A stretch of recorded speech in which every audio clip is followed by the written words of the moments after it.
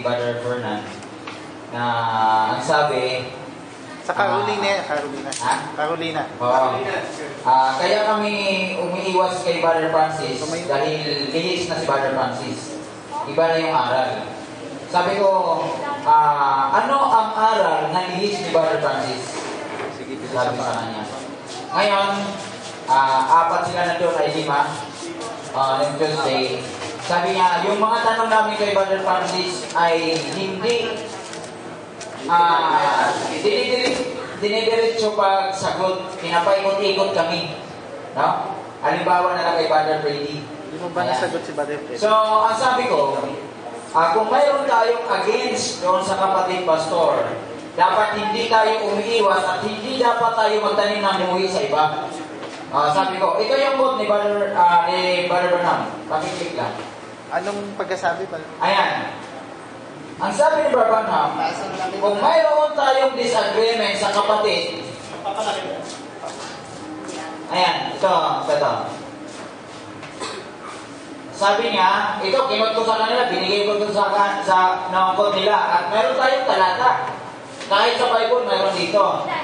Ang sabi niya, and now, it's repeated again. Because we all know history very so often, as sad to say, but it was, i-click mo na lang get differently. Pag-i-click lang, lang daw sa get differently. Sa message tayo punta. Get differently. Get differently. Differently. Get differently. Ma? Friendly. Kaibigan mo. Get friendly. Friendly na kaibigan. Differently. Hindi mo mali na yung ano. Alam mo yung friendly na? Copy-paste mo na. Balik mo na yung word. Copy-paste na. Ayan. Copy-paste na. Get differently. Yan, din ko, Jesus name and call. Ay, isa lang. Say, but it was a prophesy, it's done it again. Saglit lang. Okay, yan lang. Jesus came and called your name.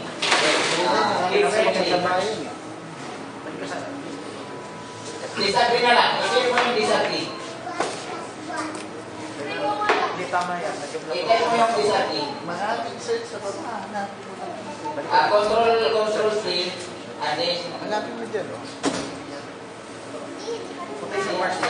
Disagree.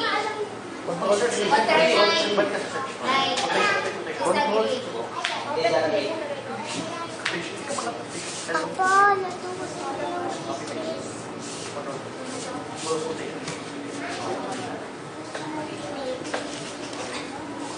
Ayan na. Ayan. Malaki yan, di ba? Okay, malaki na. And now is repeated again because we all know history repeat itself every so often, and it's sad to say, but it was prophesied to repeat, and it's done it again. It's done it again sa ano. We find that Jesus was not able to prove. Many times people want to judge the man who doesn't agree with them. No? Kaya nga namatay si Kristo dahil mayroong disagreement sa kanya eh. Ngayon, we're not to do that. We can disagree with one another, yet differently. Ang sabi niya, pero we can disagree with one another, yet differently. If I couldn't disagree with the man and still love him and pray for him, ang sabi ni Brother Branham, and disagree with him upon the basis of the Scripture. Ngayon, ang sabi kong tanong, Pastor, lahat ba na itinuro ni Brother Francis na patunayan niyo na? Na mali. Mali ba yung itinuro ni Brother Francis? Napatunayan niyo na ba lahat? Inupuan niyo na ba si Brother Francis? At kayo, nag-conclude na kayo ay tama. Ngayon, kung kayo ang tama, ang sabi sa Jude 3, dapat may pag-ibig. Pulling out of the fire. Amen. Diba? So, one convert him. Oo. Nasabi niya, kung nakita mo na mayroon na yung kapatid, dapat hilahin mo siya sa apoy. Hindi mo siya kamuhian. Oo. Ngayon, ang sabi ko, sabi niya, ang sabi ni Barbara dito, dapat ipanalangin mo siya. Kasi mahal mo ang iyong kapatid. Huwag mong i-judge. At huwag kang mag-distansya. Ngayon, sabi niya, upon the basis of the scripture and for further enlightenment, then I won't say nothing to him. Ang naging problema, pastor, mayroon kayong problema sa kapatid, pinagsasabi mo kahit saan. No? Lahat. At may mga malilito, hindi mo sinasaway. Di ba? So, ngayon, sabi niya, nothing to him, I always want to disagree with him friendly because I love him. Amen. And I certainly don't want him to be lost. Kung mahal mo ang iyong kapatid at ikaw ay naroon sa rorong ng tama, dapat mahal mo yung kapatid. Continue pa rin yung fellowship mo sa kapatid. Sabi niya, kasi hindi natin gusto na siya ay mawala di ba? Kung mahal talaga natin siya. And he should do the same thing with me. Sabi niya, kung mayroon kang pag-ibig sa iyong kapatid, dapat ginagawa mo din kagaya ng paggawa ko sa iyo. Ay sabi niya, ngayon, we don't want to be lost and we must base our thoughts upon what the word says. Not Let emotion. the word be true, not our faith or what our thought, but what he say. No private interpretation, just what the word Say. So, ang basis ng disagreement natin dapat ay doon sa scripture.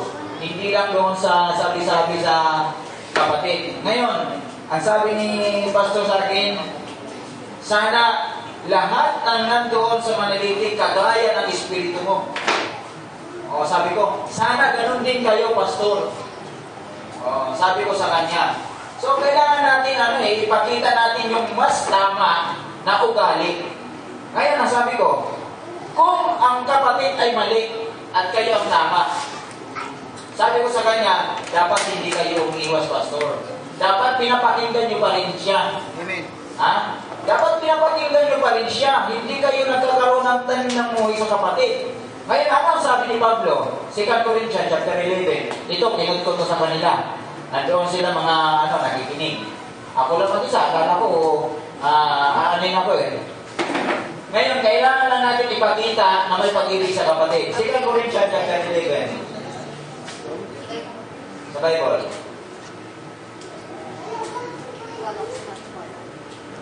Minsan, maganda talaga may sharing para magkaliwanagan. Sabi ang laban na, magkaroon lang enlightenment. 11. What to God ye could bear with me A little in my folly. No? Kamang-mga ni Pablo. And indeed, bear with me. Bakit? Bakit ganun ang pangungusap ni Pablo? Sabi ko sa kanya, sabi ko sa kanila, bakit ganyan ang pangungusap ni Pablo? Dahil may naramdaman si Pablo ang kagaya ng pagdaramdam ng tinatakwil ninyong kapatid. Sabi ko sa kanya, ito, for I am jealous over you with godly jealousy. Ito, godly jealousy. For I have espoused you to one husband that I may present you as a chaste virgin to Christ. Yung espiritu ni Pablo, itong kanyang mga tinuturuan ay gusto niya dalhin kay Kristo. Hindi gusto siya lang kapakinggan. Sabi niya, but I fear lest by any means, as the serpent beguiled Eve through the subtlety, so your mind should be corrupted from the simplicity that is in Christ. Itaas mo. For if he that come preacheth another Jesus, ito na yung kasi si Pablo may doon sa Galatians chapter 1 verse 8, Ang sabi niya, for if he that come preacheth another Jesus, whom we have not preached, or ye receive another spirit which ye have not received, or another gospel which ye have not accepted, ye might well bear with him. No? Ang sabi ni Pablo, kung paano yung pinapakinggan ng mga taong nagdadala ng ibang Isus, dapat ganun din ako. Dapat pinapakinggan nyo din ako. Na ako ang nagturo sa inyo ng katotohanan. Diba? So, yun yung mga pangungusap ni, nagkaroon kami ng sharing. Hanggang na pinutol yung sharing at nagkaroon ng topic na yun na sinishare ni Brother Fernan na dapat maging maayos yung paggamit natin sa amin. No? Amen. Hindi lang daw tayo dapat amin ng amin na para bagang binibigyan lang natin ng applause yung tao na privilege dito o salita, bagos titingnan din natin kung agreeable ba yung amin natin. Kasi ang testimony, dahil masugi siyang taga-subaybay, kahit mali na yung sinasabi ng tagapagsalita, amin pa rin siya ng amin. Katapos ang problema pa, pipilitin natin yung kapatid na umamin para mag-agree lang sa atin. Pero, I could testify, sabi ko, itong talata na to, hindi yan doon sa pag-agree lang na amin. Isinulat yan diyan ng Panginoon. Ang sabi ko roon, sabi na, Revelation 3:14. Revelation 3:14. 3:14. The Church of Laodicean writes, now, unto the angel of the Church of Laodicean writes, this thing says, the Amen. Itong word na Amen, hindi ito na papaaminin ka para mag-agree lang sa'yo. No? Aminin. The faithful and true witness, the beginning of the creation of God. No? Itong Amen ito, pinapakalugan ito ay the finality of God, the mind of God that it is the true. No? The true and faithful witness. Sino yung true faithful witness? Jesus Christ. The finality of God in His mind. And He was the beginning of the creation. He was the inspiration of God. Walang duda si ambition na gano'n. That Christ is the Amen of God, the finality of God in all His creation. No? The inspiration of God is Christ. No? The faithful and true witness. Sino ba yung faithful and true witness? Jesus Christ. Jesus Christ. At sabi nga, the beginning of the creation of God, who is that? Jesus Christ is the beginning of the creation of God. He is the inspiration of God. That's why God began to create all things. Diba? Yun yung Colossians 1:15. No? The beginning, Firstborn. the image of the invisible God, the firstborn of all creation. No? Ganun yun. God created all things by Him and for Him. Yun po yung purpose noon. Kaya ang tao nag-agree because the Spirit, the words that I speak on today, no? Eksakto. Hindi mo na kailangan sabihin na, pag-amin ka naman. No? Siya na mismo magpupusa na mag-amingan. Bakit? Yung Espiritu, yung word na sinasabi mo, ay nag-agree ang kanyang Espiritu. Di ba? Kaya sisigaw yung sisigaw yung sa loob mo, Abba Father. Di ba? Sa abot ng kanyang naintindihan, hindi mo na kailangan pinditin yung tao. It is the work of the Spirit towards the man. No? Kaya siya mag-agree. No? It is the finality. So, napakaganda na una-una doon sa John 1:3, no? God created, sa John 1:3, for by Him, all things were made by Him. And without Him was not anything made that was made. Itong word na to. Kung wala si Kristo na sa kaisipan ng Diyos at hindi naging inspirasyon ng Diyos si Kristo, wala ang lahat ng bagay. No? Wala tayo dyan lahat. Amen? Nasa plano ng Diyos yun lahat. So napakaganda kahit doon nga sa Green Yung Wine, gusto ko magsalita. Sabi niya, bakit ang mga tawag dito? Mga tao, bakit ang umuupo na sa ngayon ay puro matatanda na lang, wala na yung mga bata. Parang gusto mo mag-share doon eh.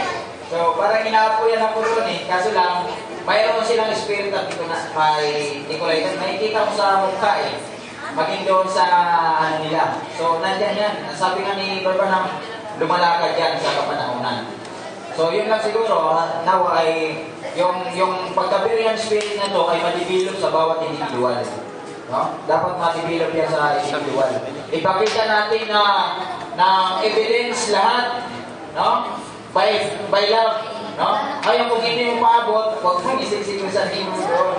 Ang sabi niya, wait until the Holy Spirit revealed today. Ang sabi ng prophets. No? Huwag mo siyang i-judge, bagos ipanalangin mo siya na makaunawa, ayon doon sa pagkaunawa mo na maabot niya yung mga bagay na sinasabi mo.